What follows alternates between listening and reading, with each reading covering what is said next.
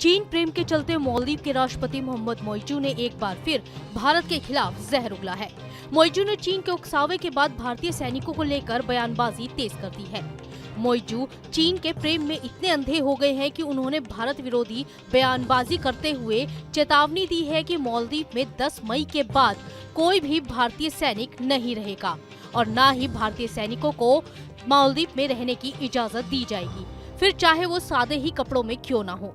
दरअसल मालदीव और चीन के बीच कई सैन्य समझौते हुए हैं, जिसके बाद से ही मालदीव के राष्ट्रपति मोहम्मद मोइजू के सुर बदल गए हैं। मालदीव की न्यूज वेबसाइट edition.mv के मुताबिक राष्ट्रपति मोहम्मद मोइजू ने देश के बाद्वीप पर एक कार्यक्रम के दौरान कहा है कि उनकी सरकार मालदीव से भारतीय सैनिकों को बाहर करने में सफल रही है।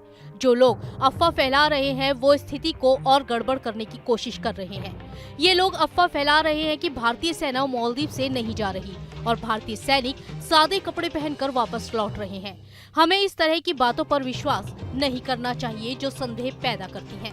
मोइजू का ये बयान ऐसे दिन आया है जब उसके देश ने फ्री सैन्य सहायता हासिल करने के लिए चीन के साथ एक समझौते पर हस्ताक्षर किए हैं।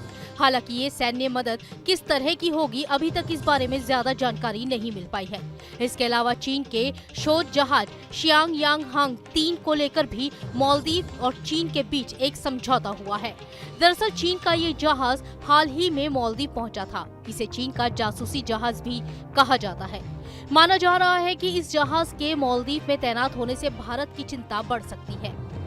दरअसल मालदीव ने भारत के खिलाफ इस साल की शुरुआत में जहर उगलना शुरू किया था, जब 2 जनवरी को प्रधानमंत्री नरेंद्र मोदी ने लक्षद्वीप का दौरा किया था और वहां के फोटो को सोशल मीडिया पर शेयर किया था।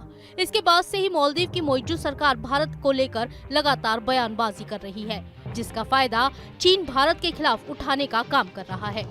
हालांकि दोनों देशों के बीच आए इस तनाव को कम करने के लिए पिछले महीने 2 फरवरी को दोनों पक्षों के अधिकारियों ने दिल्ली में एक उच्च स्तरीय बैठक की थी। इस दौरान मालदीव के विदेश मंत्रालय ने कहा था कि भारत मालदीव में 2 हेलीकॉप्टर और 1 विमान का संचालन करने वाले अपने सैन्य कर्मियों को बदलेगा और इस प्रक्रिया का पहला चरण 10 मार्च तक पूरा कर लिया जाएगा। जिसके बाद 5 फरवरी को मोहम्मद मोइजू ने भी अपनी संसद में कहा था कि भारत के सैन्य कर्मी मालदीव में अपने हेलीकॉप्टर और विमान के लिए मौजूद हैं।